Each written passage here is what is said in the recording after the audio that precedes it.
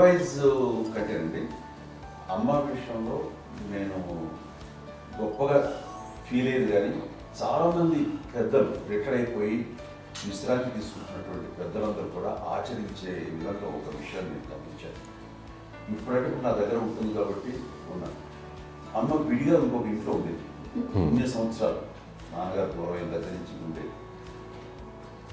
అన్ని సంవత్సరాలు ఒంటరిగా ఉండి నన్ను బిడ్డలందరూ ఎవరు మానవ వెళ్ళిపోయారు, నేను ఒంటరి అయిపోయాను అన్న ఫీలింగ్ అమ్మకు ఎప్పుడు ఉండేది కాదు.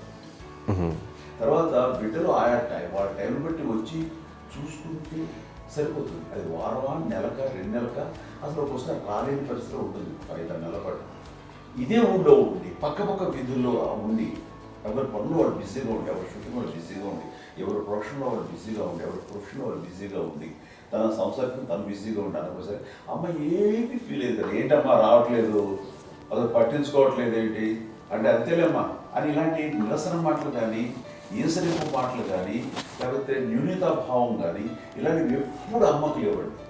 వచ్చారు అబ్బాయి ఏం చేసి పెట్టడా చెప్పండి అంటూ చాలా పాజిటివ్గా ఉండి, ఇప్పటికీ కూడా తను సపరేట్ కిచెన్ మా ఇంట్లో ఎంతో ఉంటుంది, వేరే కిచెన్ ఉంటుంది. ఎందుకంటే అమ్మకి మోస్ట్ స్ట్రెస్ బస్టర్ వచ్చేసినా లేకపోతే ఏదో రిలీఫ్ ఏంటంటే తన కిచెన్లో కూర్చొని వండి అందరికి పెట్టాం.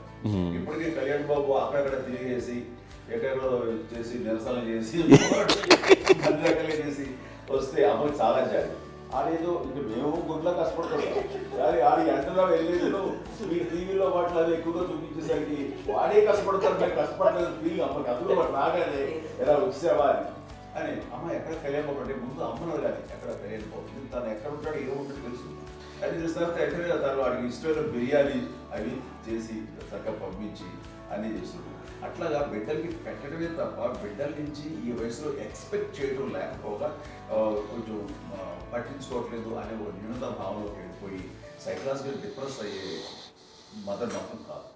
ఆ రకంగా మాకందరికీ భరోసా. మేము కూడా పెద్ద అయినా బిడ్డలు వాళ్ళ ప్రవృత్తి ఉద్యోగరీత్యాల వాళ్ళ వృత్తిరీత్యా వాళ్ళు దూరం అయిపోయి మనల్ని చాలా కమ్యూనికేషన్ గ్యాప్ వచ్చినా సరే బిడ్డలు నాకు దూరం అయిపోయి పట్టించుకోవట్లేదు. ఇలాగే చూసావా వెళ్ళి ఎంత ఇదిగా వదిలేయేవాళ్ళు గురించి ఇప్పుడు ఏమైపోయానో అని ఇంత కించెం బాధపడలేదు వాళ్ళకి అంటూ నెగిటివ్ సైడ్ ఆలోచించే విధానం లేనే లేదు.